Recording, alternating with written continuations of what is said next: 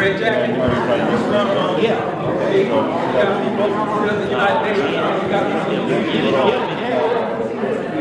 I told you from Johnny from America.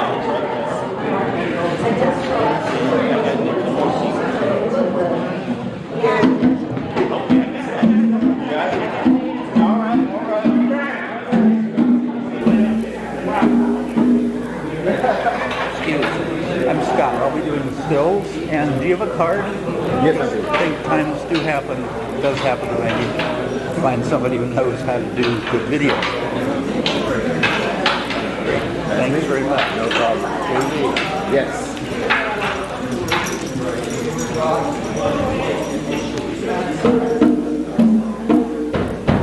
So I'm seeing Alex here right now because this is what's on the screen.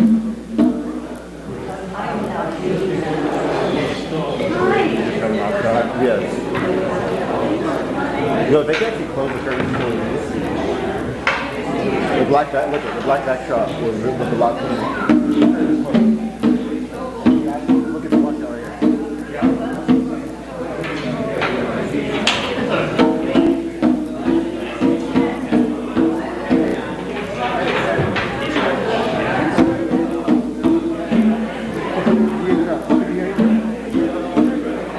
What?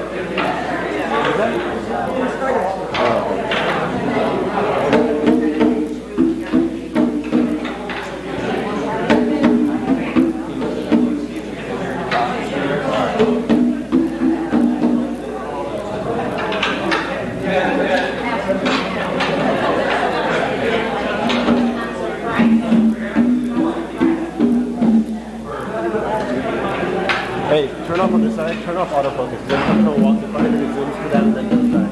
On this, on the lens. Now.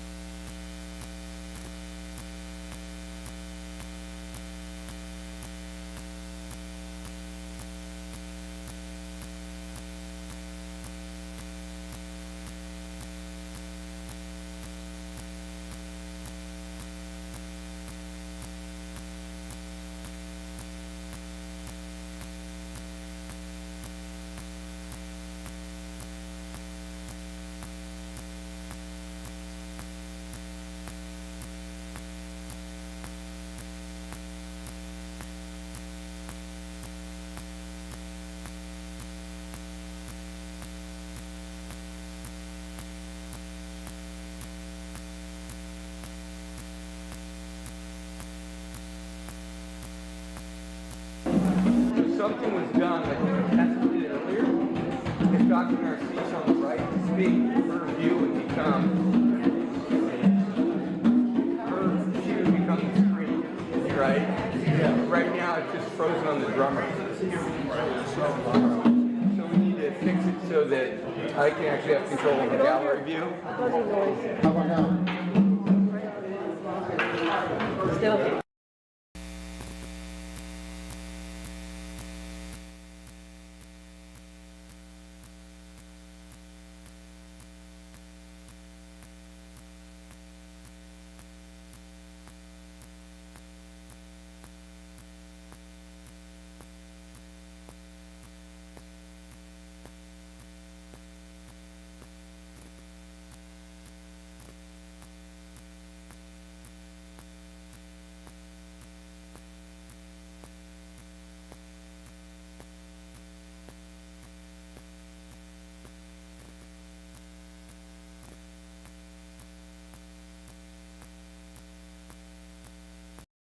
Can you hear me?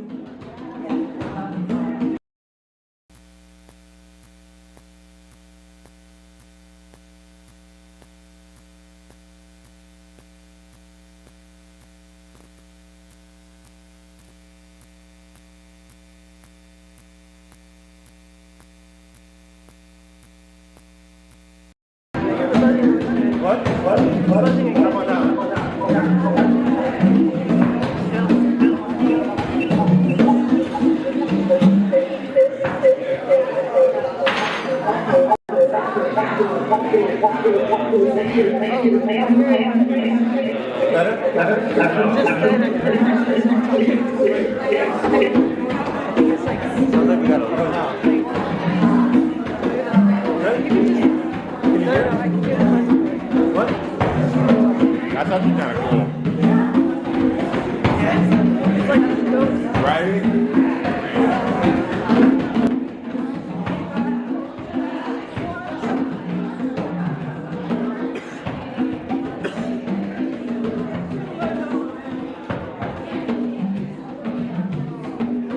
It's an echo though.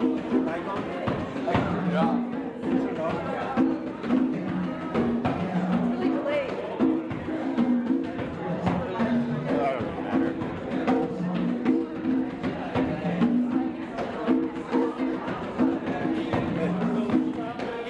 Alright, we gotta kick ours in.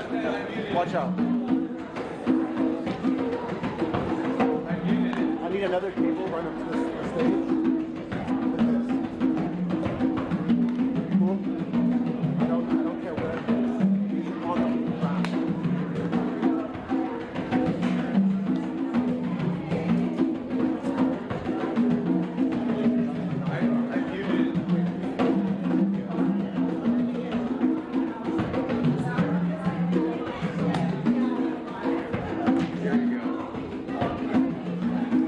Here. This side.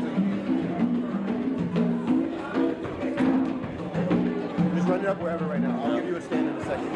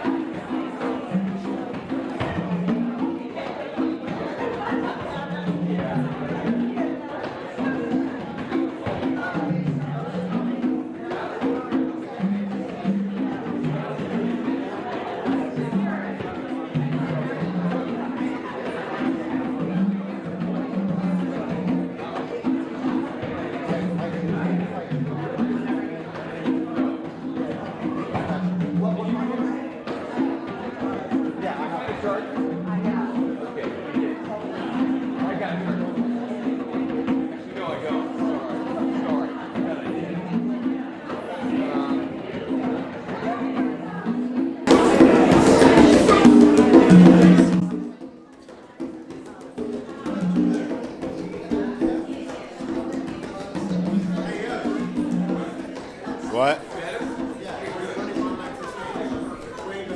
It's coming through way better.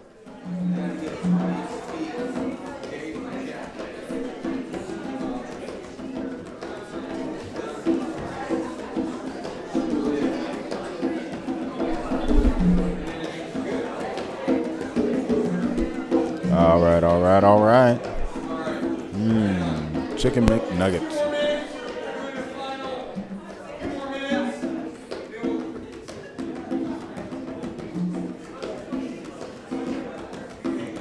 Chicken.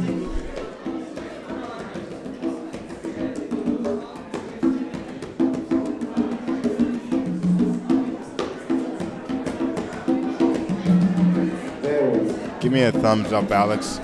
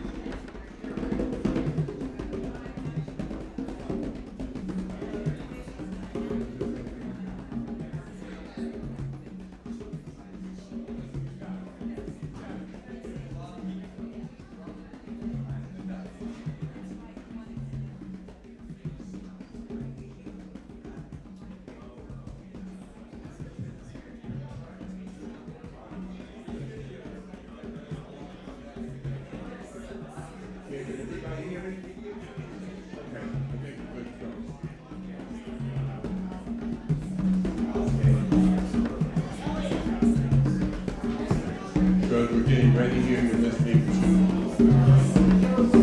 Andrew Reynolds on the percussion. He's going to be here today behind world famous poet Marvin X. And Andrew, welcome.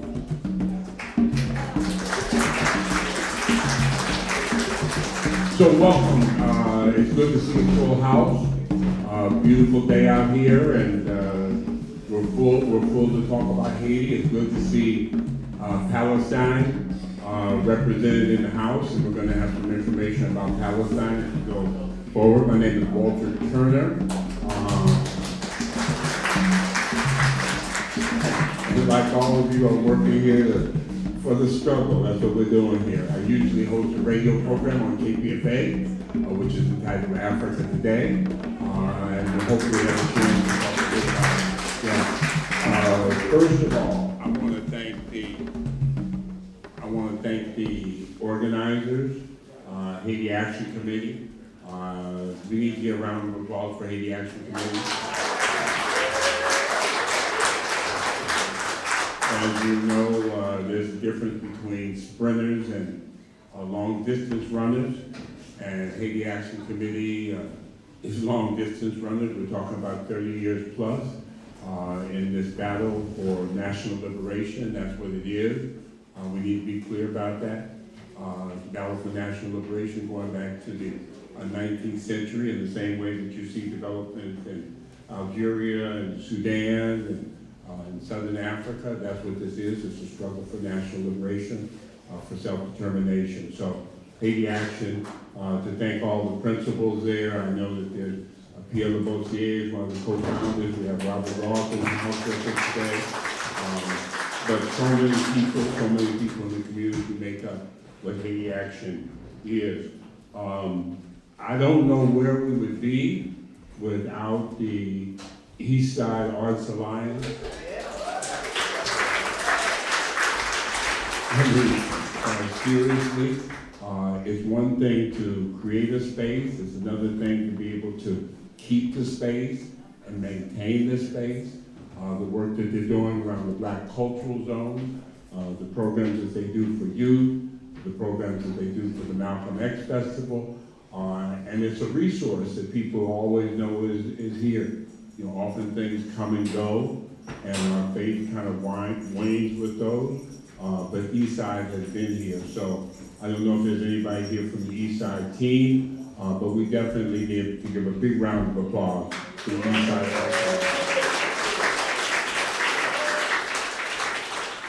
I think when I was preparing to say a few things about the program today,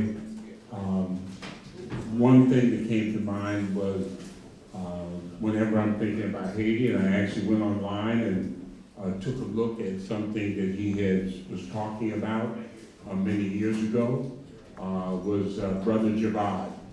I don't know how many of you people knew Javad Jahid, but he was just a staunch soldier around Haiti, around Africa, with Malcolm X grassroots. So in some senses, I want to make sure that we call Javad into the room so that he can be here to see the kind of work that we're continuing to do around Haiti. So just want to take a moment and just respect Javad and have him here present with us.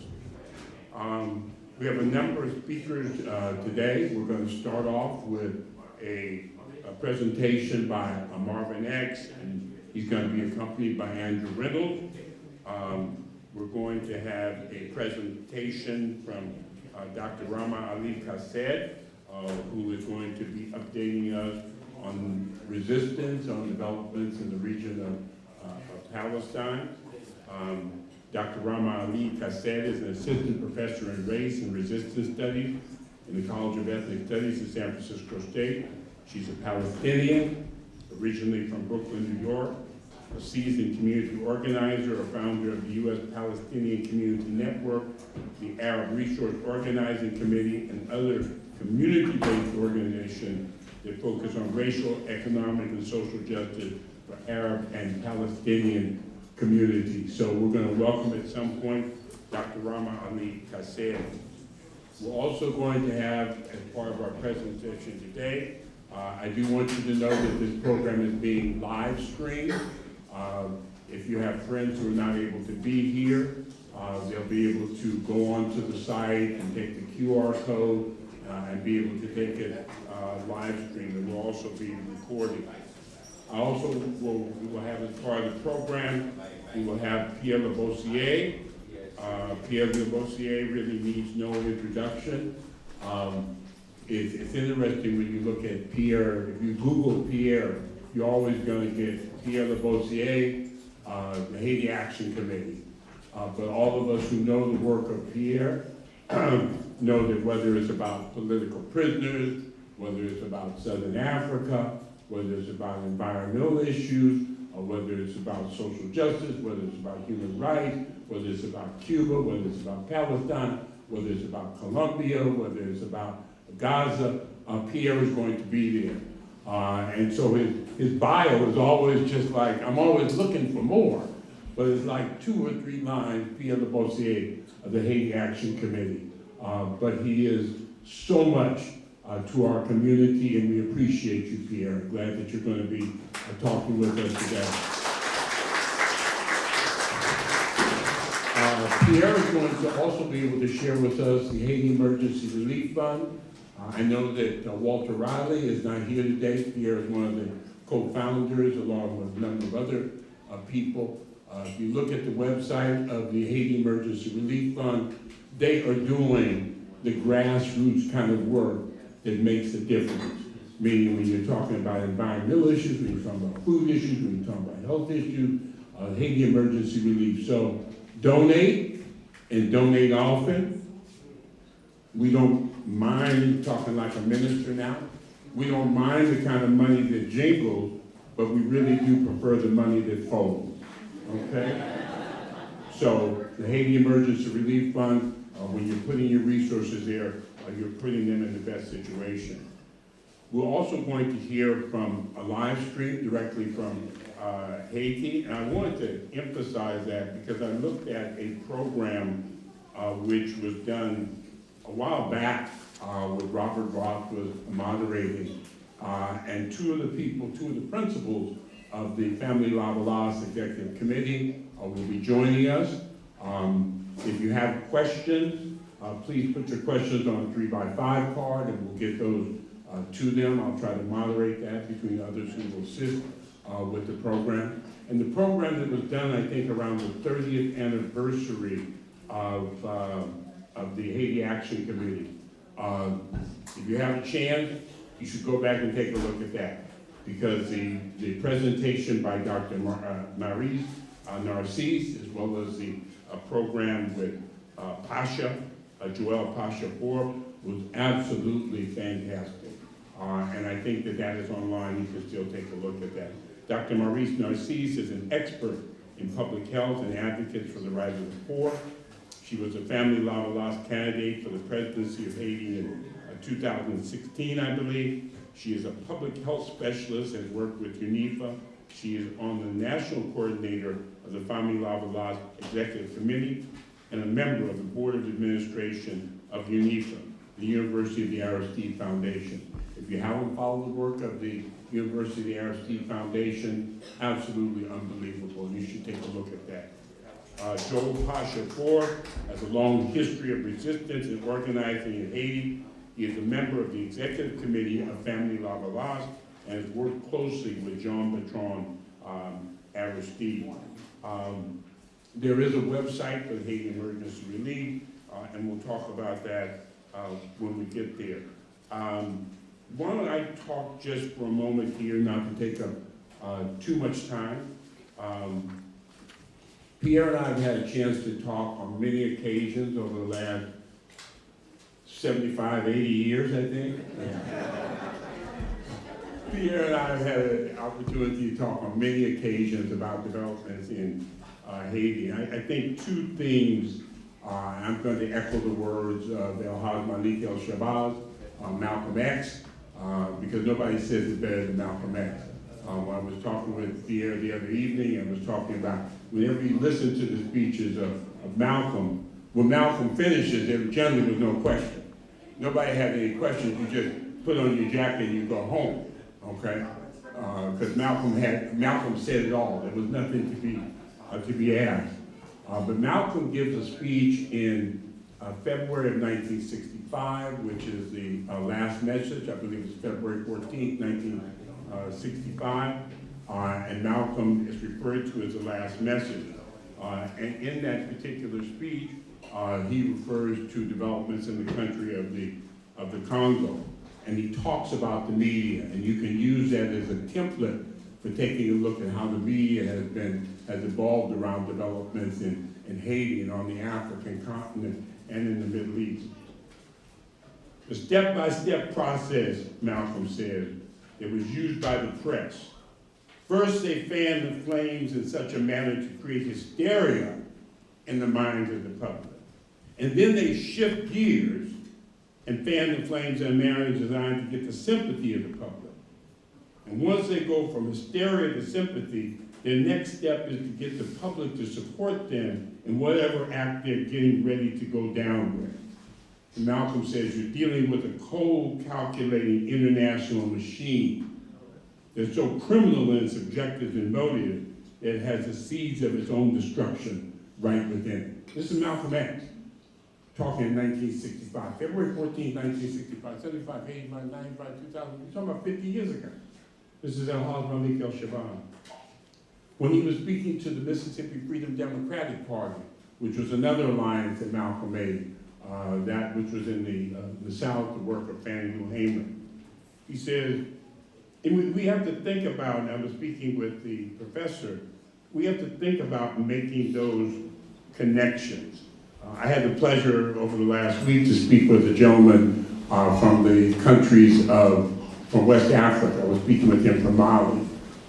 And he was making a statement about what we call the Alliance of Sahelian countries, which are the countries of Niger, the country of Burkina Faso, and the country of Mali. And those of you who have followed developments in that particular region, what the media has been saying is there's been a number of what they refer to as military coups. Now, I don't know that it's fair to refer to them as military coups, because in some senses it says that the governments that were installed by the French and their allies, in fact, were legitimate. So the word I use is change of government, this quest for democratization, this request for a representative government. And ECOWAS, which is the Economic Community of West African States, when these coups occurred in 2021, 22, another one occurred in Guinea, and another one in Gabon, the thing that ECOWAS wanted to do was to put sanctions against all of these countries. Now, if you look at a map of West Africa, that whole region there, 13 to 14 countries, is what we refer to as the Sahel. If you ever travel to West Africa, families and goods and transportation move along there like you move between San Francisco and Berkeley and Oakland and San Jose. And at the last point, last year, when the coup occurred in Niger, the ECOWAS community was threatening more sanctions against Niger. At some point, the countries, you might remember Burkina Faso, of course, from Thomas Sankara in 1983, 1987. At some point, the countries of the Sahelian region formed this alliance of Sahelian states. And what they demanded, in some senses, are the same type of things that people were talking about in Haiti. They demanded that the French leave.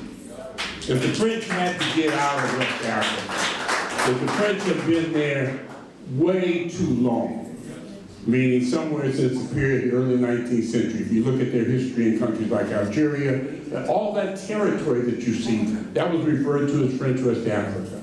The next thing that they demanded was that the United Nations leave. And of course, this is the same demand that the people of Haiti had. So when you look at the African continent, when you look at what's happened very recently in the country of Sudan, which has the most displaced people of any country in the world, about 6 million people. When you look at the number of people from Sudan who find themselves in other countries in that particular region, when you look at that piece there, right where the Central African Republic is, and where Libya is, and Darfur, and where Sudan, and where the Republic of South Sudan is, that place has been, that region has been affected very much by the developments that are happening in Gaza and happening in the Middle East. And in the same way of Haiti, those countries that you see in West Africa, Niger, Burkina Faso, Mali, they're major exporters of gold. When you look at the country of Sudan, the major export is gold. And there's so many outside actors that have their hands in those particular countries. Sometimes it's the country of Turkey, sometimes it's Saudi Arabia, sometimes it's the Gulf state, and you see the same type of thing in Libya. So there is some synergy between what's happening in Haiti and what's happening in these movements of national liberation around the African continent. To finish on this particular piece, now I always say this to people when we're talking about Haiti, because many of us work with solidarity groups around Cuba, around Puerto Rico, around Colombia, around Venezuela, whatever. I'm always telling people, if you're moving through the Caribbean one way or another, you have to pass Haiti. If you're talking about Colombia, you have to pass Haiti. If you're talking about Puerto Rico, if you're talking about Cuba, you have to pass Haiti. So we need to make those connections because it certainly is a moment of urgency in terms of these struggles for national liberation.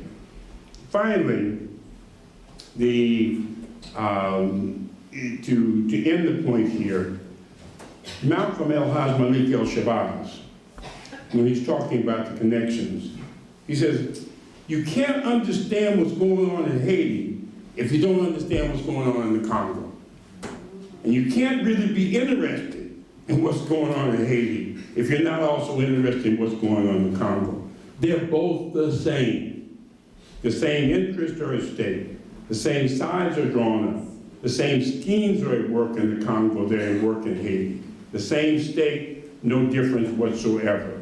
So we need to continue to make those particular connections. And you can make those connections. I'm sure someone will speak today about this hope that somehow that Kenya would play a role in the developments of Haiti. And Malcolm, again, was very, very clear.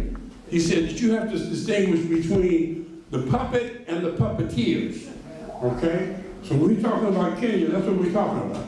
We're talking about the puppet. We're talking about the puppeteer. And we need to make sure that we focus on the puppeteer and the disaster that they're bringing to the people of Palestine, the disaster that's being brought to the people of Sudan, the disaster that's brought to the people of Libya. So in making the connections, and I wanted to say a few words about Africa before we moved on with the program. So thank you for giving me that space to be able to say those particular points.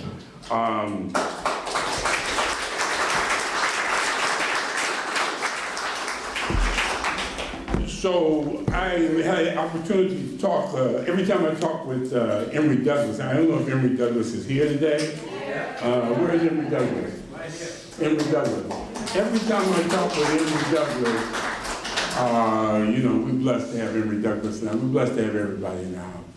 Emory Douglas talks about the beginning of his consciousness and his involvement around art and around graphic. And there's one person he always mentions, and that's Marvin X. Marvin X went to Oakland Merritt High School. He became friends with Bobby Seale. Merritt College. He became friends with Bobby Seale and Huey Newton. Thank you, Marvin. I appreciate that. Okay. He established the Black Arts West Theater in the Fillmore, along with Ed Bullen, and he also founded the Black House. He's got more than 30 books of publishing published. He lectures at colleges and universities around the country and around the world. He truly is a Bay Area treasure. He surely is a national treasure and a global treasure. So why don't we welcome Marvin X with the accompaniment of the Anne Reynolds.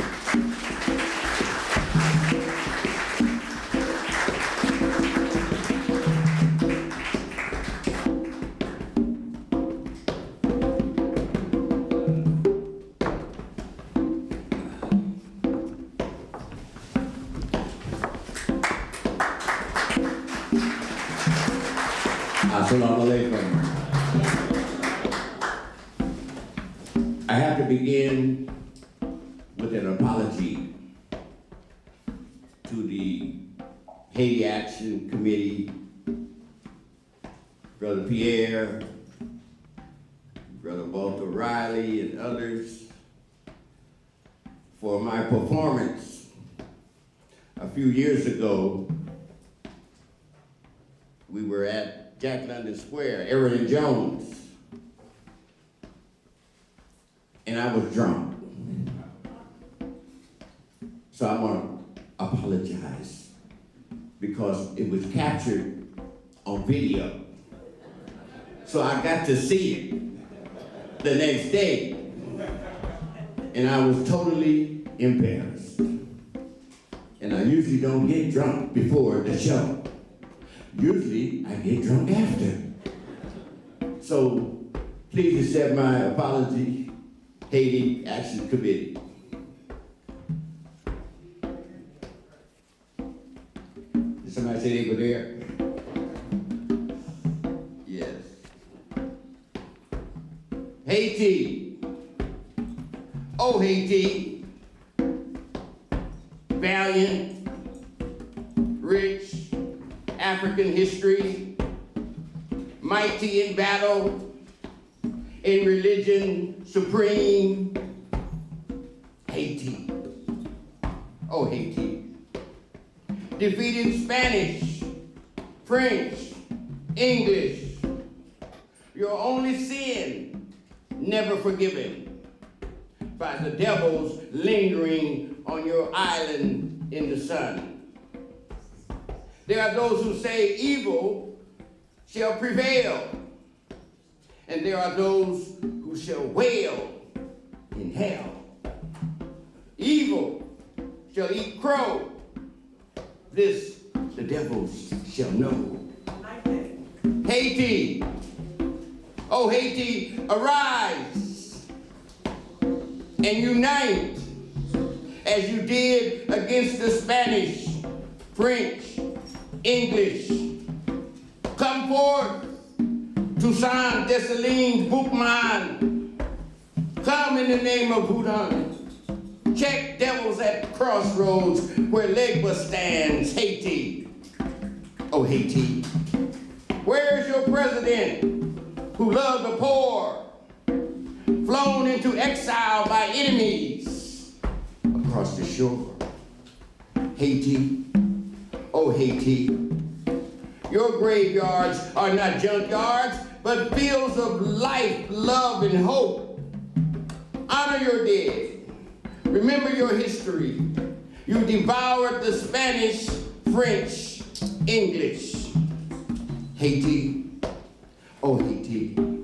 Let the earth consume the evil ones, though the innocent must suffer, till the valiant children take control in the name of ancestors, the living and yet unborn. Okay.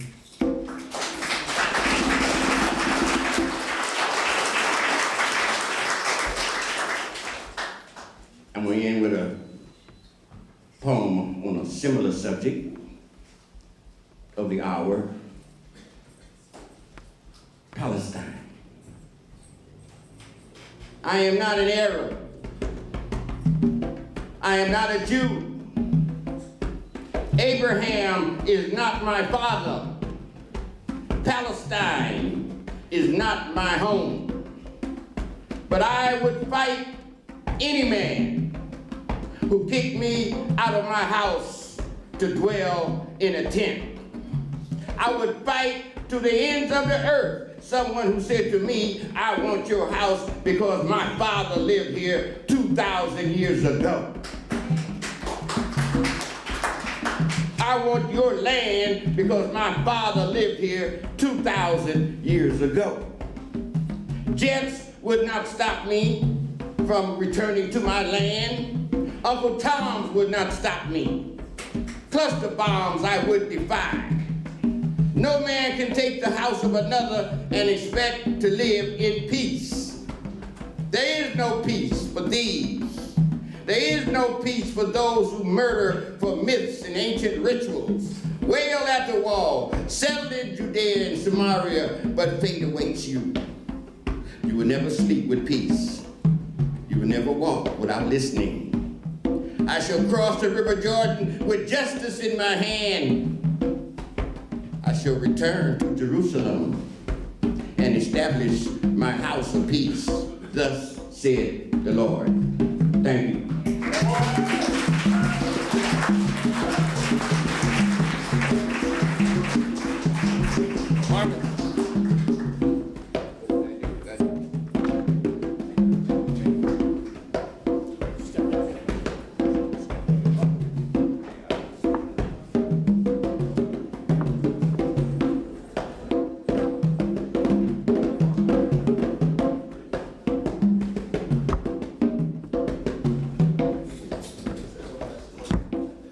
Dr. Rama Ali-Cissé.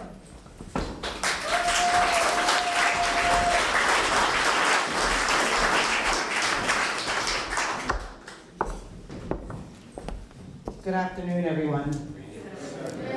Thank you for that introduction and thank you for the beautiful poetry.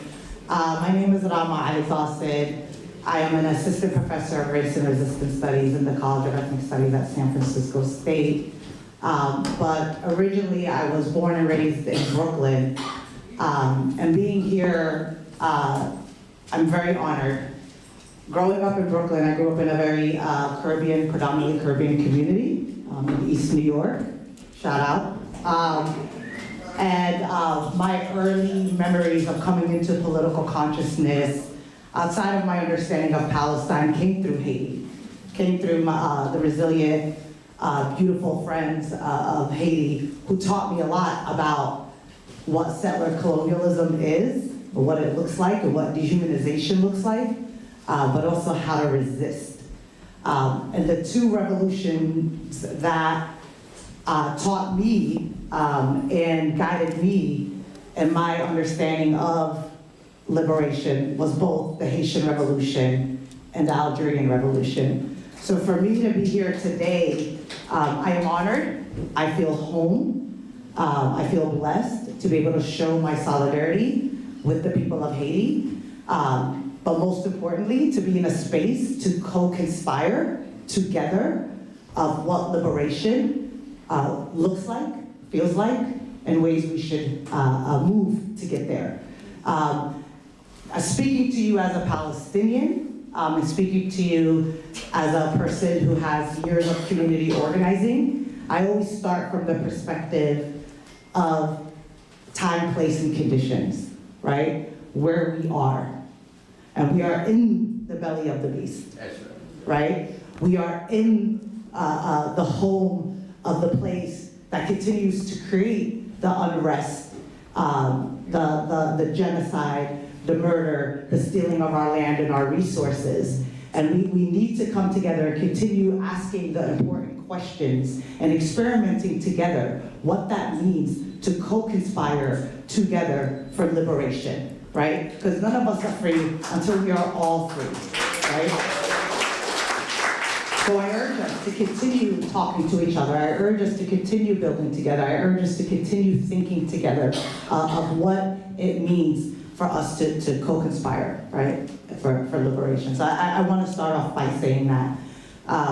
As an activist or a scholar activist, I come to you from a perspective of understanding that the genocide in Gaza and the genocide in Palestine is, one, didn't start from October 7th, right?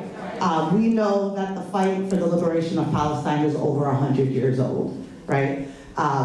But we also understand that the framework that created the hundreds of years of enslavement in Haiti is the same framework that's being used to continue the oppression, the occupation, and the land left of Palestine. So we understand those histories, right? As a scholar activist, I can tell you, and those of us, a lot of us know this is textbook, y'all. It's textbook, right? You dehumanize the population, you murder the population, you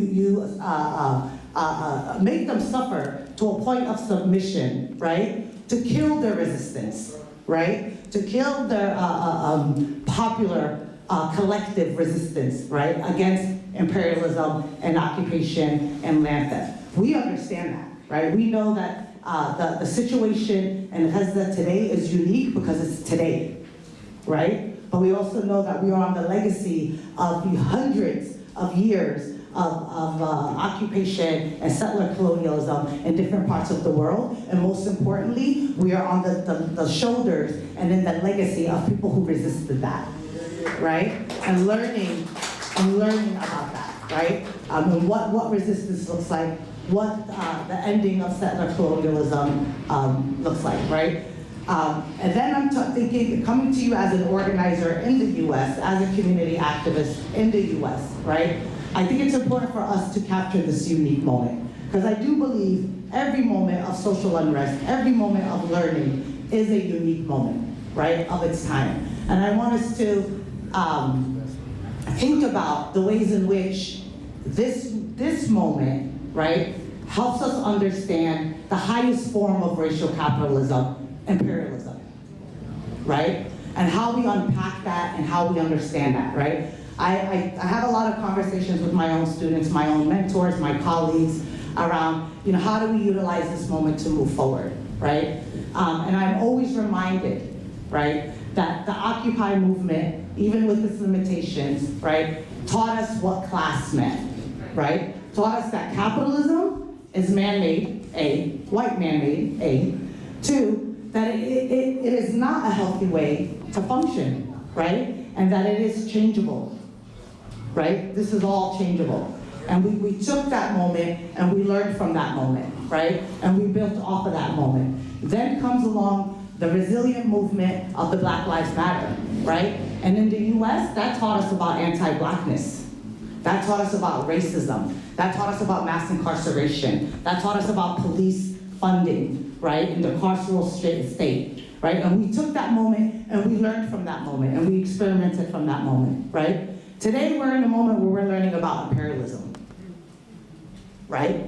And we will be losing if we don't make those connections together, right? If we don't continue building those connections together, understanding how all of these are interlinked, understanding how, again, imperialism is the highest form of racial capitalism, right? And a much needed form to continue feeding into racial capitalism, specifically those in Western powers, right? So using these moments to continue building together, right? I can tell you, as a Palestinian, who again, came about through growing up in a Palestinian activist household, growing up in Brooklyn, learning from my Caribbean siblings, right? That the legacy of resistance is on us too, right? We understand the Haitian movement, the Haitian resistance as part and parcel of our own freedom and liberation, right? That it goes hand in hand, right? And I just want to point out one thing and then I'll wrap up. When the earthquake in Haiti happened, the Palestinian prisoners in Israeli prisons actually, who were facing their own torture, their own, experiencing their own oppression, right? Actually fundraised and did work around the Haiti earthquake, right? Again, making those connections, right? And I want us to again, continue making those connections, understanding that what's happening in the Congo, understanding what's happening in Haiti and Palestine, right? In the Philippines, right? That these are all connected and these are all interlinked. And although our organizing in our different communities doesn't look the same, and it shouldn't, right? Our people's material conditions, the way capitalism and oppression and racism impacts us, looks different for our communities. So our organizing isn't always the same, and that's okay, it shouldn't be. Right? We need to meet our people where they are, right? But that when we understand that our enemy is one, right? That our struggle is one, right? Our organizing becomes more intentional, right? Our understanding of why our liberation is all interconnected is more intentional and understandable. So thank you all for your time. Again, I'm really honored to be here. I do want to say, shout out to Eastside Arts Alliance. When I first moved to the West Coast, the first event that I came to was in the Eastside Arts Alliance, and it was actually, I did a panel with Brother Javad Jahi, so I'm so happy that you brought up his name. He's very much missed at this moment. There's anything, what I could do to call him right now and have this conversation with him. So thank you all for having me. Free Palestine, free Haiti, free the land, free the people. Thank you.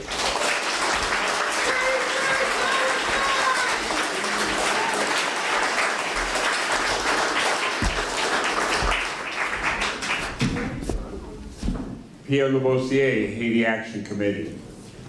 And if you have questions, put them on 3x5 cards and we'll make sure we get to them. Pierre. Hey, wait a minute. Wait, hold on. Stand up for Pierre.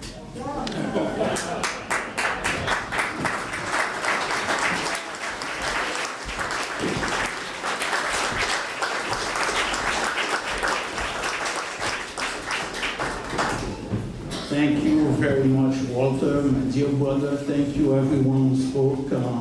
Marvin X, thank you, Andrew Reynolds. Fantastic drumming. Thank you so much, Dr. Rama. I used to live in Brooklyn, so I know what you mean. And I was in solidarity as well with the people of Palestine going way back 1970s, early 70s, when I started, becoming more aware and active. So it's an ongoing relationship. So thank you for your presence. Thank you to each and every one here. Being here today means so much, not only to us from Haiti Action Committee, to the people of Haiti. Many are aware, many are watching what's going on, our presence here today. And it's really a great show of solidarity, a great demonstration of love and people power and solidarity across the lands. So thank you all for being here. It was 34 years ago, just about, that the Haiti Action Committee was founded. And we were founded by a group of us coming together from the labor movement, the faith community, from various organizations, the women's movement, the movement for political prisoners, Black Power movements, various organizations. And we came together, and there was a delegation from Haiti. One was a priest from the Liberation Theology movement, L'Église, very militant organization that believed in the power of the faith and people acting to change the realities of their daily lives. And also we had a woman who was a labor organizer who represented the labor unions in Haiti. And so when they were leaving, we asked them, after they made various presentations, we said, what do you need of us? How can we help? They said, well, keep spreading the message of what's going on in Haiti to the outside world, organizing the Bay Area in solidarity with us. We need your political support, your political organizing. We need that very much. And since then, that's when Haiti Action, at that time we didn't have that name, but later on, today, I believe in 2000, we took the name Haiti Action Committee, and that's how we were founded. The reason I bring it up is we were founded with a mission, and that mission has since been re-emphasized, reinforced by various delegations from Haiti who have visited us and when we have visited them. And they have told us, the work is not over. Our liberation struggle is not over. We are fighting to complete the Haitian revolution. We need your support in order to complete what our foremothers and our forefathers had started, which was a dream, an objective, a plan to have a nation, to free themselves from imperialism, to free themselves from colonialism, to build a nation of men and women living in dignity with their children. And so, this is not over yet. It's far from being over. Even though we've made strides, we were on our way. With the Lavalas movement, the People's Party, Fanmi Lavalas political organization, which represents the people of Haiti, we were on our way.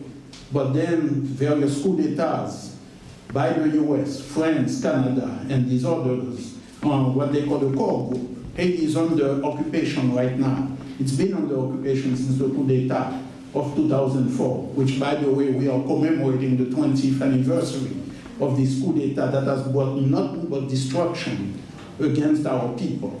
And so our people have never stopped resisting, they've never stopped fighting. What you are seeing today in Haiti is a reign of terror organized by the core group countries. Let me tell you which ones they are.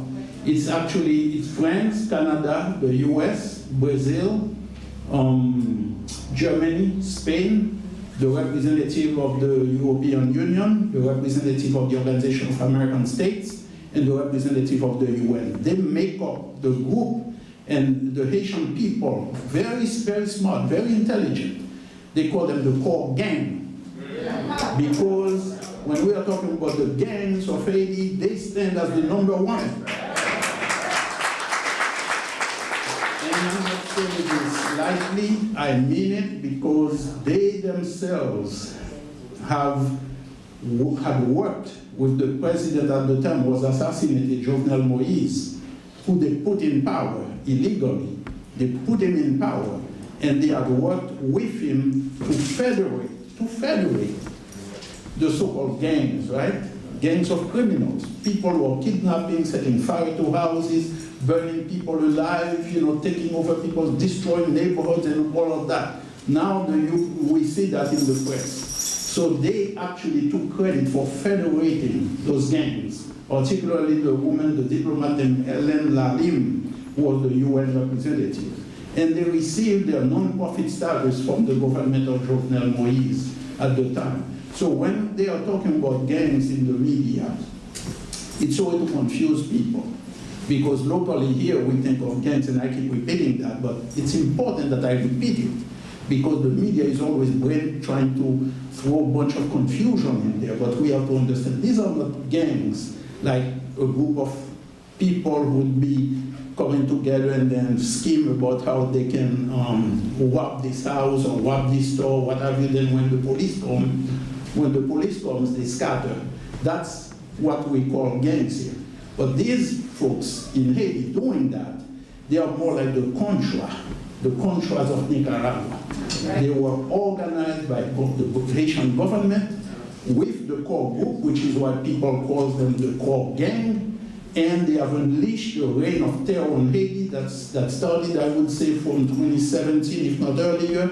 But it's been going on, but let's take the present moment, 2017, 2018, with the La Saline massacre, and they have been increasingly continuing. I don't want to go on too long, and the time is a little bit short, but I want to emphasize that your support, your solidarity, it's important that we break through those lies, because unless we understand the nature of what we are dealing with, we're not going to get it. And what's their purpose? Their purpose is not just to create, to do all this mayhem for no reason. They are trying to drive out people from the communities where they live. They are trying to break down the resistance, as Dr. Rama pointed out, to destroy the capacity of people to resist imperialism and colonialism. And also because Haiti has a number of natural resources. We are talking gold, copper, bauxite, oil, uranium, iridium, and other things. One Haitian remarked that most of the places where those gangs are active, like in the Artibonite, very fertile valley, agricultural land, prime agricultural land, this is where they want to drive out the people so they can take over the resources, both underground and underground. So this is what our people are rebelling against and are resisting. So that's what's going on. So I'm going to stop right now because I was given the signal. I want to mention also that we are doing a little bit of a fundraising, not a little bit, let me say it, we need funds. The movement needs funds, freedom and free. We have over close to 400,000 people who've been displaced in Haiti. We have a number of schools that have been destroyed by those so-called gangs, and people who are resisting this oppression. So we need funds to support the work that people are doing. Amidst all this chaos, people are still building schools, building clinics, building hospitals, and we help them as much as we can. So, Haiti Emergency Relief Fund, Dr. Walter Turner spoke about that earlier, and thank you so much, Walter, for this powerful presentation. And you can go to the website of HaitiEmergencyRelief.org, and also you can donate right now. There is a basket going around. There is also a handout that has a QR code for those who can handle that stuff. So you can do the QR code and it will take you to the Haiti Emergency Relief Fund website. For people who are online, HaitiEmergencyRelief.org. And please donate as much as you can and spread the word. Lastly, I want to say a big thank you to the executive committee members of Fanmi Lavalas political organization. Walter beautifully introduced them, but I want to say a heartfelt thank you, heartfelt welcome from us, from the Bay Area, to Dr. Maryse Narcisse, who's the coordinator of Fanmi Lavalas political organization, and also to Joel Vogue, Joel Pasha Vogue. Pasha is his nickname. Beautiful people, great leaders of the movement. They represent the future of Haiti, and I can't thank them enough. Personally, and on behalf of all of us who are here, we thank them for their leadership, we thank them for their courage, we thank them for doing the work that they've been doing so consistently amidst all the chaos and all the dangers in Haiti. To our sisters and brothers in Haiti, pour toutes frères sœurs, je voulais dire nous merci en pile pour courage nous. Nous sentis toute douleur, nous tout ça n'a subi. Nous sentis tout ça y a fait le passé. En pile là nous cap dormi dans la pluie. En pile là nous cap dormi, nous pas gain caille encore, ça c'est un business sur boule business. Nous voulons tout amour, toute solidarité pour nous. Et un jour ça a changé, un jour qui pas trop loin. Donc ensemble nous privé. Ensemble nous c'est Lavalas. Let me translate that to my sisters and brothers in Haiti who have been made homeless, whose small businesses and homes have been actually destroyed. Over 400,000 are on the streets. They have lost everything. I tell them we send our love, we, all of us, we send them our love, we send them our solidarity, we send them our strong feelings of determination so that they can hang strong until we are free, we get ourselves free from what we are in. And to the people of Palestine, Dr. Rama, my heart goes out to you and to our sisters and brothers in Palestine. Thank you so very much. We wish them courage and strength, and they too shall be victorious. Free Palestine and free Haiti.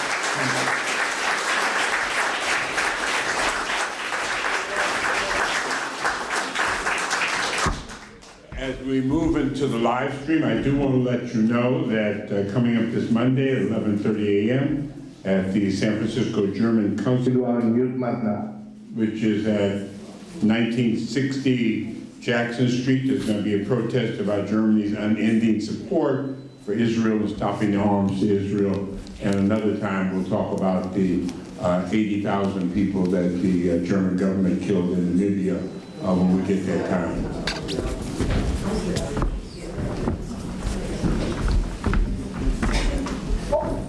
Yeah.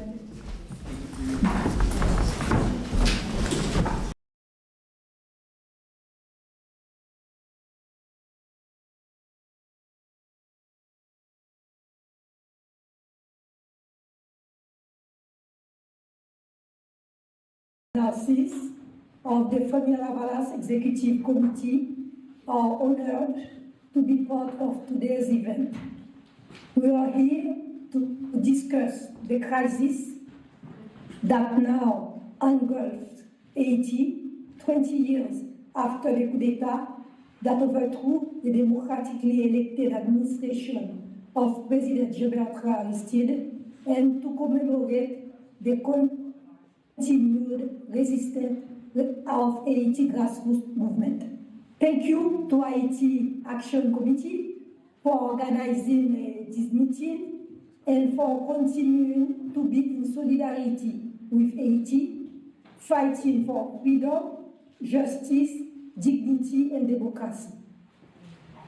Thank you, Walter Turner, for moderating this conversation on Haiti.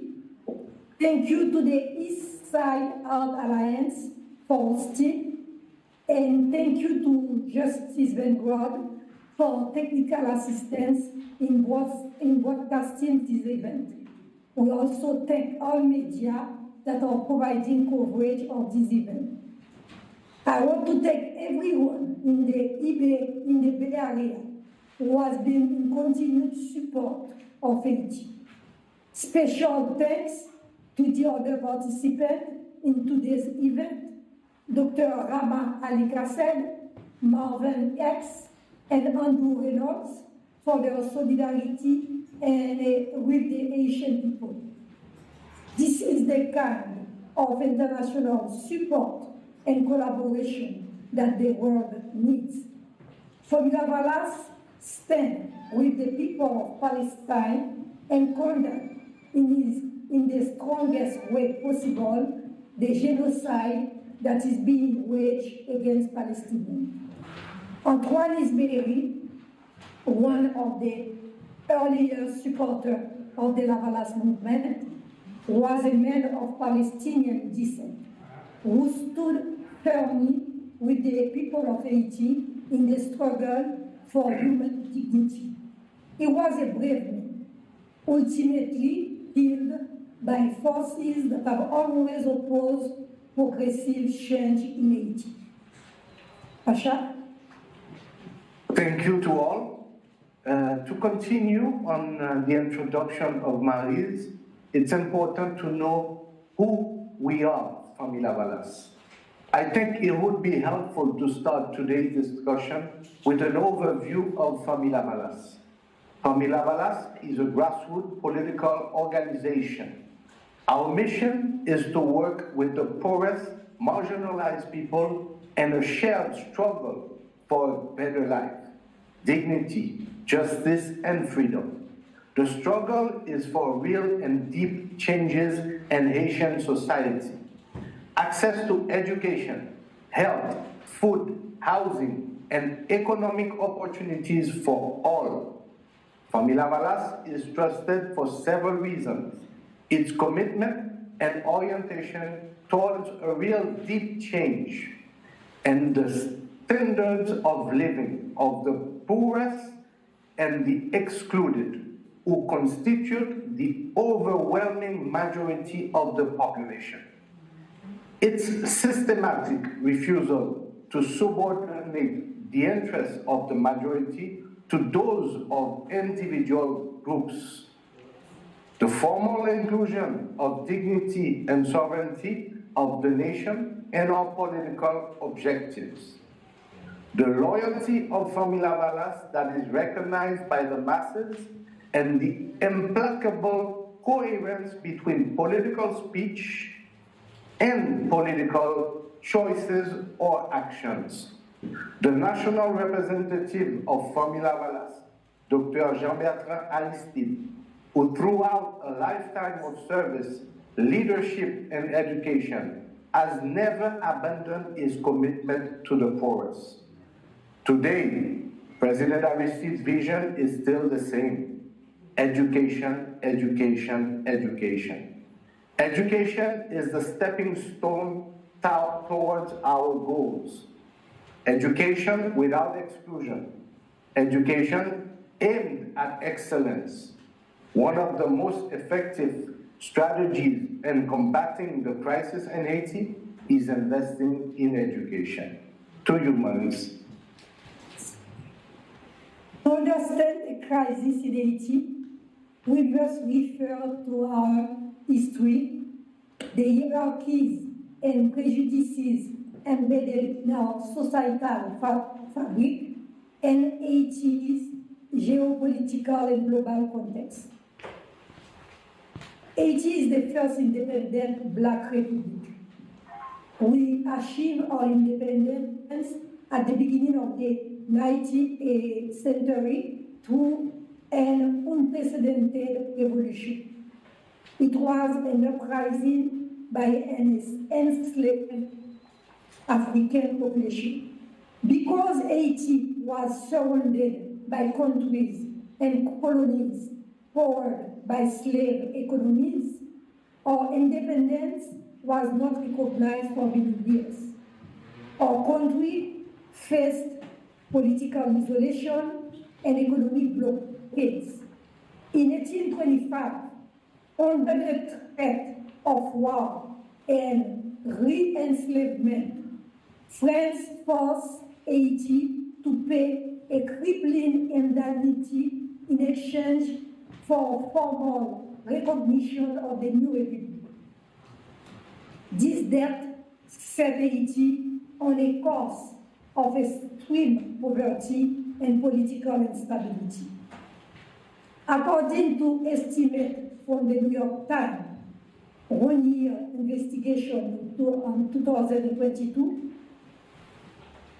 payments to France have cost Haiti economic development between 21 and 150 billion in losses over 2 centuries. Understanding the crisis in Haiti today means understanding that for more than 200 years, Haiti has been facing the design of a coalition of Western powers to put the country under some kind of guardianship.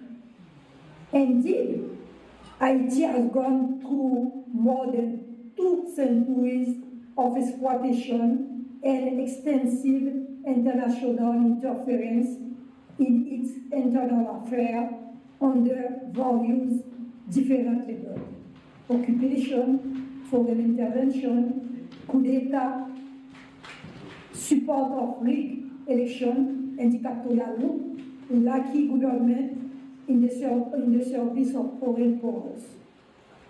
Regardless of the level, the aim has always been to control the state and to make sure that there would always be alignment with Western interests. Understanding the crisis in Haiti means fully appreciating the social contradiction to emerge on the one after the country's independence in 1804. That is the social vision for all held by the father of the nation, Jean-Jacques Dessalines, versus the class interests of the retrograde forces of the country, a conflict which ultimately led to Dessalines' assassination. Ever since this shattering of Dessalines' humanist dream, the Haitian oligarchs and leaders have transformed the Haitian state into an instrument at their service, a system of pillage, corruption, and impunity which was established without any concern for the development of the national economy and the development of the population persists today. Understanding the crisis in Haiti means also understanding that Haiti did not choose to be poor.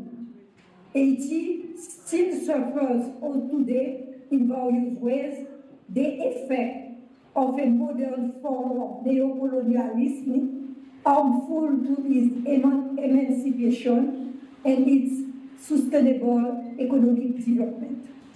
Pasha? The 2004 coup, 20 years later.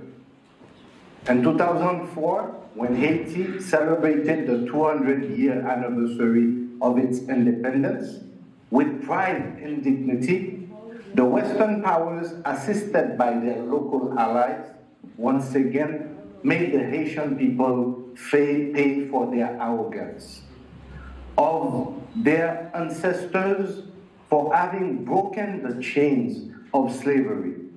Moreover, the Aristide government in place at that time had been democratically elected by an overwhelming majority.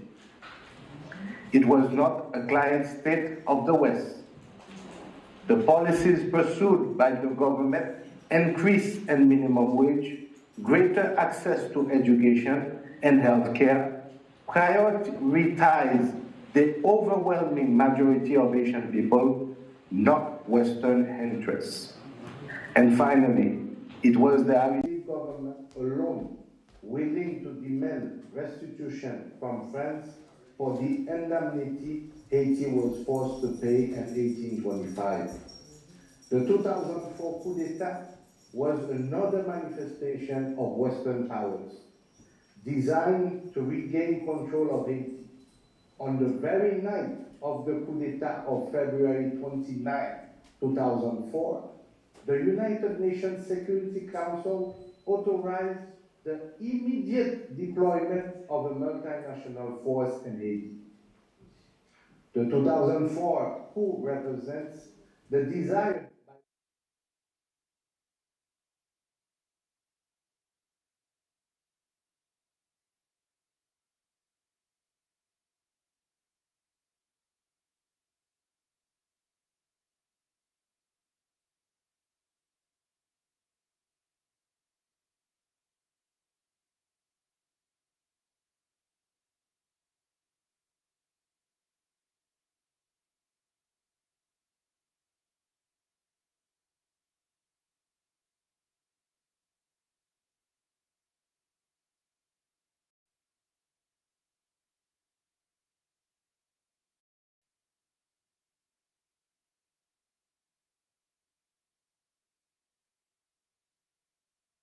self-determination of peoples to decide for themselves.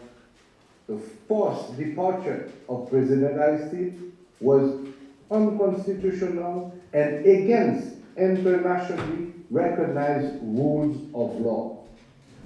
Under Haiti's Lavalas government, important achievements were made to address the basic needs of the population in many areas, such as healthcare, education, women's rights, housing, economic justice, to quote only those.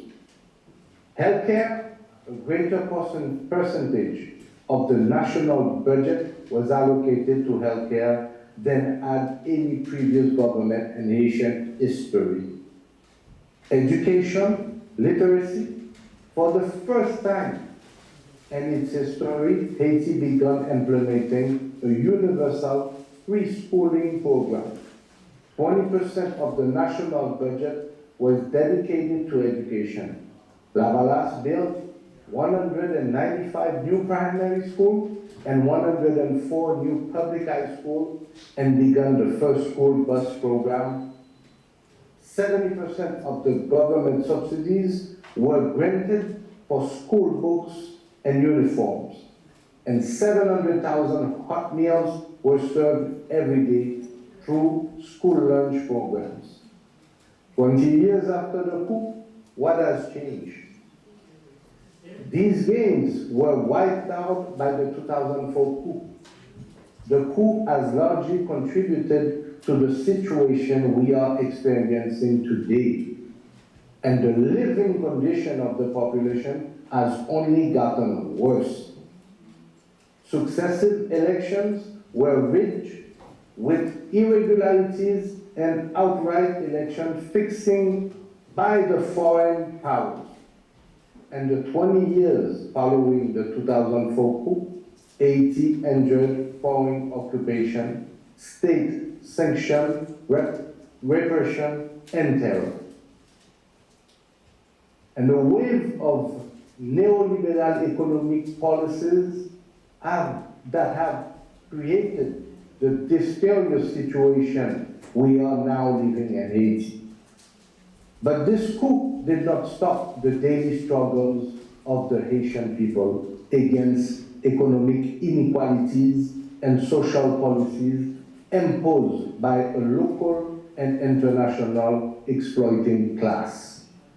Indeed, the armed militants and gangs that have grown in force and numbers in the past several years emerged precisely to stop the massive demonstration protesting government policies. Fraudulent election, rising price of food and fuel, and demanding accountability for the stolen Petro-Caribbean funds. Malice. Like a fashion started to say, a Asian crisis is catastrophic, multidimensional, and aggravated by institutional vacuum. We have a broken political system. Since the fraudulent election of 2016, no election have taken place in Haiti at any level of governance. As a result, our elected positions have not been renewed, leading to the lapse of parliament, no Senate or House of Deputies seat are filled. The Supreme Court is not functional. The presidency and the Prime Minister's position are vacant. Not one elected mayor in Haiti, 146 counties. No elected position. In addition to the country's political instabilities, we are facing the worst insecurity crisis in decades, making the daily life of a Haitian filled with stress and fear. We can say that there is a deterioration of the security situation with violence resulting in According to a report of the UN in January 2024, almost 5,000 reported murders to December 2023. 2,500 cases of kidnapping, violence, especially sexual violence, a practice used by our militia and gangs to control population, has increased. All those numbers were underestimated due to community stigma and threat of reprisal. Death of civilians caught in the crossfire of gang fighting between themselves for territory or with the police were also reported. A widespread and brutal violence by militia and gang in Haiti. Attack and violence by heavily armed gangs across the country have escalated, supported by an unprecedented flow of weapons, ammunition flowing into the country, mainly from the US. The guns have been involved in spreading terror, murders, kidnapping, burning houses, rape of women and young girls in impoverished neighborhoods, and as a consequence, people have been forced to flee their homes to escape violence. Death of civilians, heavily armed militia and gangs have also been involved in massacre, looting and destroying business, banks and school mostly in a poor neighborhood, attack on the port and looting of shipping containers, looting and burglary of stores and banks, vandalism and closure of health centers, including the best equipped hospital in the country, and fires in several police stations. All these crimes have been carried out with impunity. Gangs are now controlling the metropolitan area of Port-au-Prince and continue to proliferate into other urban centers. They get easily young recruits because of few economic opportunities. Gangs in Haiti are reported to have strong connection to political and economic elite and maintain ties in the police and the criminal justice system, which explain their impunity. This is anarchy in Haiti. In addition, mass prison breaks, which set 4,000 inmates free in Port-au-Prince and Guadeloupe, and riot at other prisons has caused injuries and death.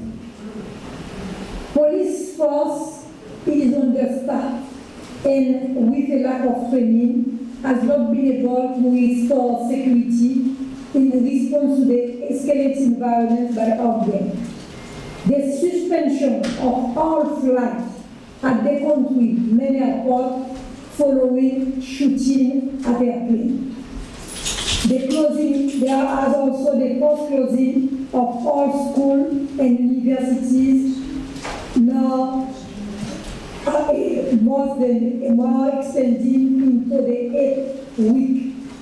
The government decision to declare a state of emergency to found the territory. Also an humanitarian crisis. Pasha? This humanitarian crisis is characterized by forced repatriations. From July 2023 to January 2024, 118,228 Haitians were repatriated from the Dominican authorities, 406 Haitians from the United States, 596 from the Bahamas, and 1,649 from the Turks and Caicos Islands. Internally displaced persons, as of 31st of December 2023, 146,584 people are internally displaced. These numbers were given by the BNU, which represent the United Nations and Haiti. Due to gang violence, all those displaced. It is estimated that 30,000 additional people have been internally displaced between January and March 2024. More than 30 refugee camps have been identified in the metropolitan area of Port-au-Prince, where people live in infrahuman conditions. A massive migration of Haitians to the United States, Canada, Latin America, and Caribbean countries. 126,000 Haitians migrated to the U.S. between January and December 2023. Customs and Border Protection report as of 31st January 2024. The food insecurity from August 2023 to February 2024, 44% of the analyzed population is experiencing high level of acute food insecurity, of which 14% or nearly 1.4 million people are classified as PC Phase 4 emergency, and 30%, about 2.95 million people, as Phase 3 crisis. 44% of the population in need of urgent action. PC analysis of food insecurity of Haiti. Haiti hunger crisis is unseen, as headlines focusing of gang violence hide the 4.3 million of people facing extreme anger. Gang violence and restriction of movements have limited the humanitarian response. Massive corruption is widespread at all levels of the society, government, business sectors, Haiti's police and justice system, etc., given existing impunity. And to deal with all has been said, a weak judicial system which cannot ensure accountability for any criminal. The economic situation is catastrophic. Poverty has reached inhumane limits. Hunger is rampant throughout the country. Some estimates put Haiti's unemployment rate as high as 70%. Cost of living has skyrocketed due to political instability. Gang restricted access to and from Port-au-Prince to the rest of the country, vertiginous acceleration in the price of basic necessities. The inflation rate is 29% as of July 2023. In addition, the reduction of transfers to families also had a significant negative impact because of distrust. And the authorities keeping the $1.50 on each transfer. Haiti remains one of the poorest economies in the world and one of the most vulnerable to climate change, where more than half of the population lives below the poverty line and suffers from chronic food insecurity. In addition, Haiti is also vulnerable to devastating natural disasters. This global situation, political instability, insecurity, economic catastrophe, has impacted agricultural harvest, food availability, making food prices too high for the most vulnerable households. Searching for strategies to address Haiti's global crisis, Maryse, I ask you to please. Yes, in searching for strategies to address Haiti global crisis, a between Black and Haitian dialogue is key. There is no entity in Haiti that has any real legitimacy. So there is a basis for all of them to humble themselves and work together on your urgent matters. In total agreement with the demand of the people, Fanmi Lavalas will make the decision to have discussion with all sectors because we believe that it is through an exchange of ideas with all the political organizations and those within civil society that we will find a common agreement on how to address the problem of Haiti. Just like the broader population, Fanmi Lavalas believes that the real solution to the crisis can only come through changing the system, meaning real deep changes in the society, meaning a complete break with the old system which bring only poverty, hunger, corruption, and gangsterism. And another key element is to address the insecurity, which must be at the top of the agenda. It is everyday insecurity that most Haitians see as their top concern. Haiti, the effective and lasting solution that we must find to the country's security problem is not going to come only from yet another multinational force. Our recent history is full of this costly initiative, and today we are painfully suffering the consequences of their failures. The solution is first and foremost Haitian and involves multiple interventions targeting various dimensions of this crisis, such as strengthening the capacity of Haitian security forces, reinforcing the justice system.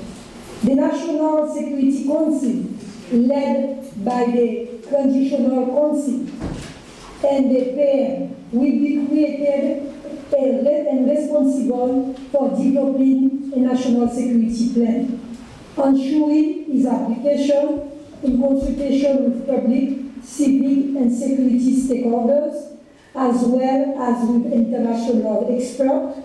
It will have to develop modalities of cooperation relating to international security assistance.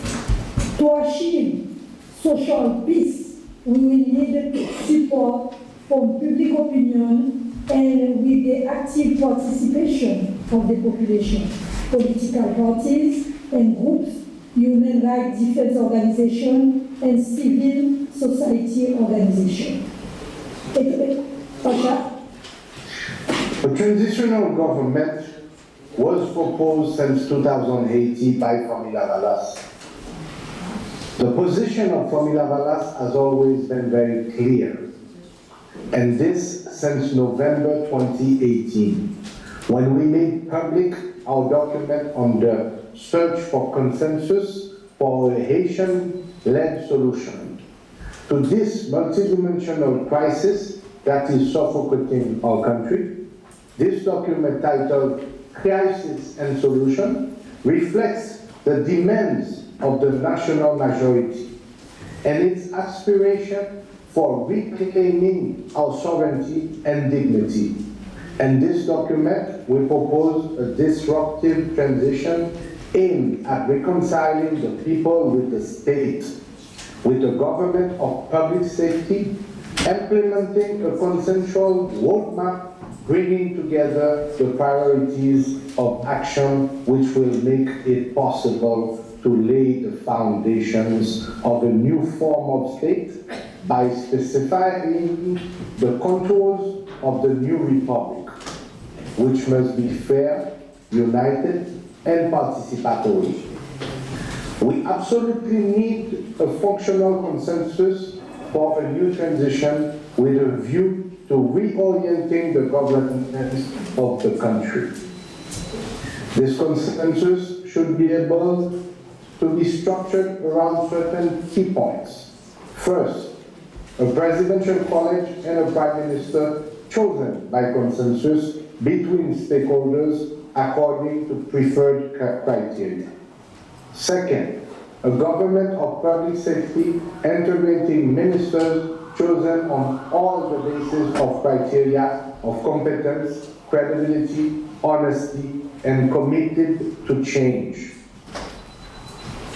Third, a body for monitoring government action, including representatives of all the vital forces of the nation, including the diaspora.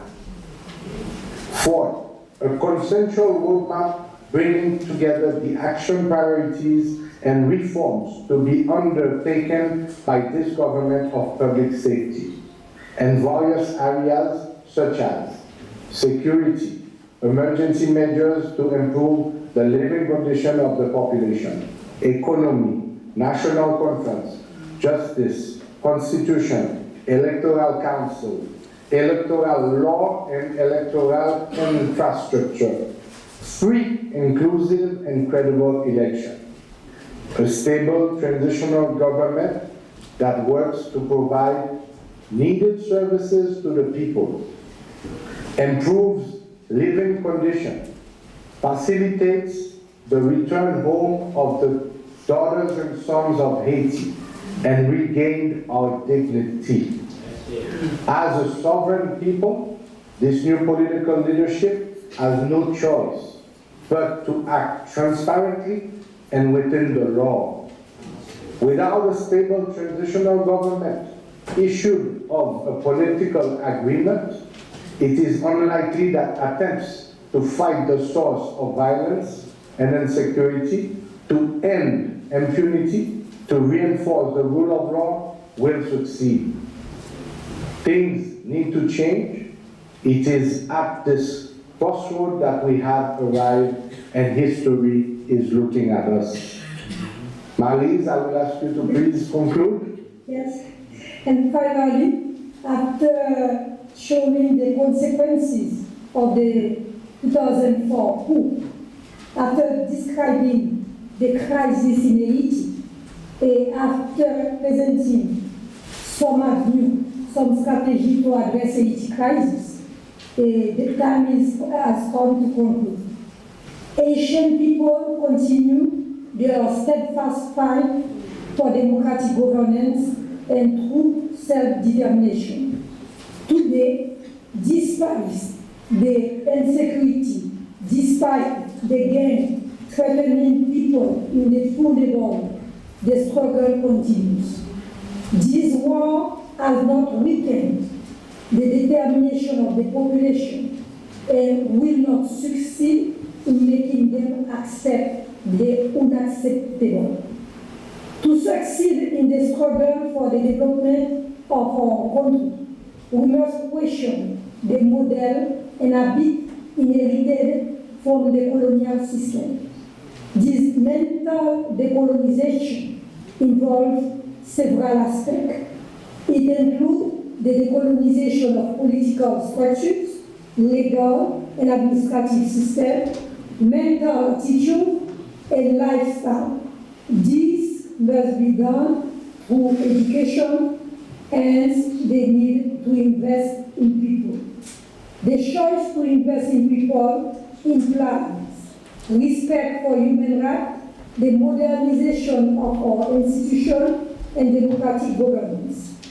I invite you, who have always accompanied us on this journey, to continue to stay engaged. Thank you.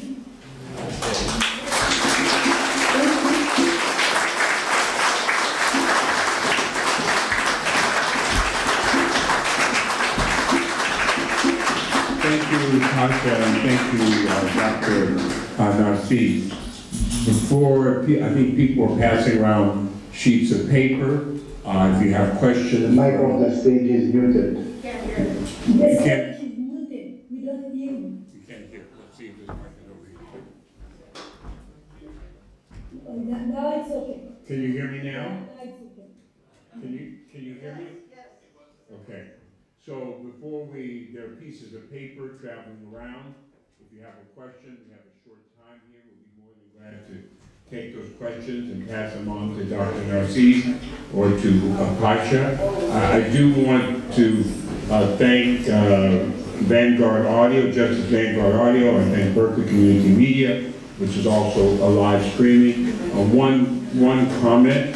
I think we're all clear from hearing Dr. Safed, as well as listening to our guests here today, and to know that we are in a war here, and that it's important to recognize that they come and speak to us in a situation of crisis, and that their lives and their communities and the people they work with are at stake. So I say that to encourage people to go to the Haiti Emergency Relief Fund. I say that to encourage people to be vigilant about the work around Haiti. It's very, very serious. And young people around the world, as you can see around Palestine, they're in the streets. They don't plan to leave the streets. So those of us who are not young and in the streets all the time, we need to respond to that. We need to make sure that when we talk to them, that they say, well, what were the activists doing? What were the elders doing in your community? That we stood up. That's very, very important. If you have a question, pass the question up here and I'll get to it. Two questions for Dr. Narcisse and for Pasha. The first one, is it safer the further away from Port-au-Prince you live? And that's tied to, are people in the rural areas in the north able to grow food at all? That's one question. The second question is, please connect the intersections between Haiti and the genocide in Palestine, supported financially by the United States. Those are the two questions.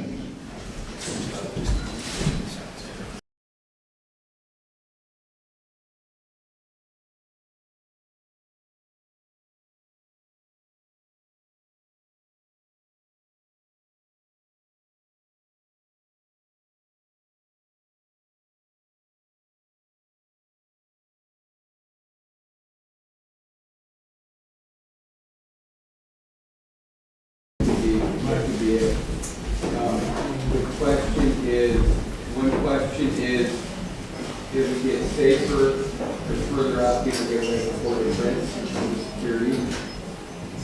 And connected to that was people able to grow food within the Port-au-Prince area where you kind of food security with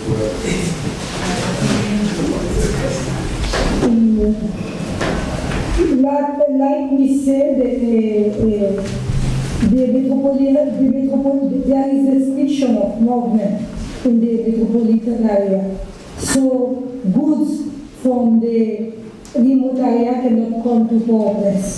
Goods from Port-au-Prince don't go to other areas, other countries. People continue to grow food. I think even in Port-au-Prince, but the situation is getting worse every day because the prices are skyrocketing, like Pasha said. It's not an easy situation. People are starving in the poor neighborhoods, not only because they can go out of the neighborhood, those that have been displaced internally are living in camp. This is makeshift camp. Sometimes it's very difficult to have access to this camp. Pasha, do you want to add something? If I was to add to that, is that all the national roads are controlled by those gangs also, and women or children are afraid to go through those roads because they have what they call toll stops. And at those toll stops, many women have been victims of many rapes, like we described in the presentation, and the young children also have been kidnapped. So it's a very unique situation that we're living in Haiti, where Haitian gangs are terrorizing their own brothers and sisters. And It's unfortunate to say that even though the farmers, they would have the possibility to grow seeds, but they cannot go out of their area with it. So we do have that hunger that is rising up more and more as time goes by.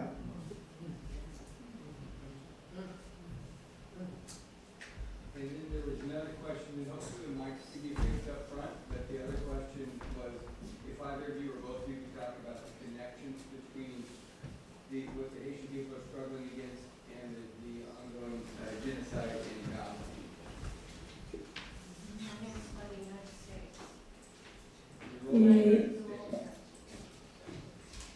I think the situation is what they have in common. This is a situation of suffering for the population. People are being killed. This is like to kill the resistance of the people. This is what both situations have in common. Killing the resistance of the people, making them suffering, making them unable to do something. Pasha, you want to say? Yes, and you have a slow genocide going on in Haiti, as you have a very fast one in Gaza. But in reality today, Port-au-Prince area is like Gaza. The airport is closed, there is no access to airport, and the port facilities also, all the international vessels that were coming down to Haiti have canceled their coming down to Haiti. Port-au-Prince is isolated completely, and we are slowly being strangled. So you have that slow genocide, let them kill themselves, let them die slowly by slowly. So we have a very similar situation where it's about the dignity of the people and it's about the future of those people also. And both of these countries also have a major part in history, because Haiti being the first Black Republic, but Palestine also being the country that offered land to Israel at one point in time, where they didn't know that today they would be colonized by the own people that they welcome to their own land. So this is probably most of the resemblance of the two countries right now. Yes. I think we have time for one more question, and that question was for Dr. Narcisse or for Pasha. Can you give us an update on the status of the African countries, particularly Kenya, that have pledged that they want to send troops to Haiti?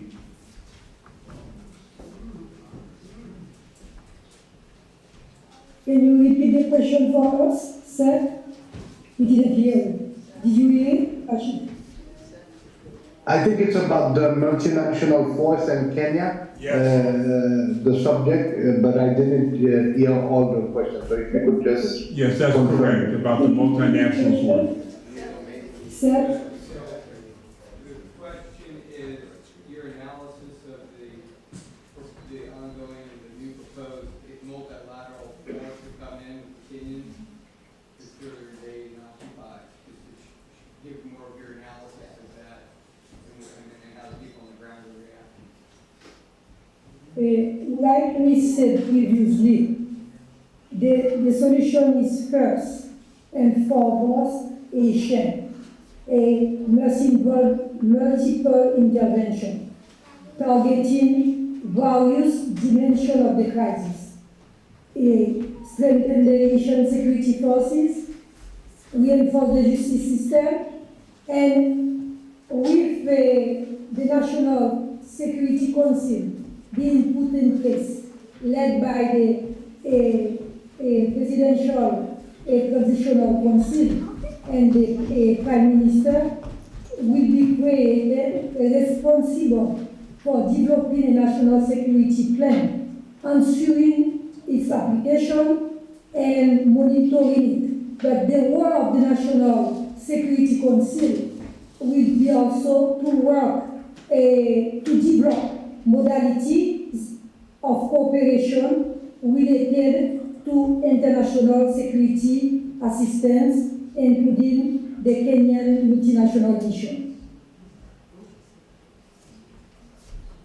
And also, we think also that the active participation of the population will be key to achieve a social peace.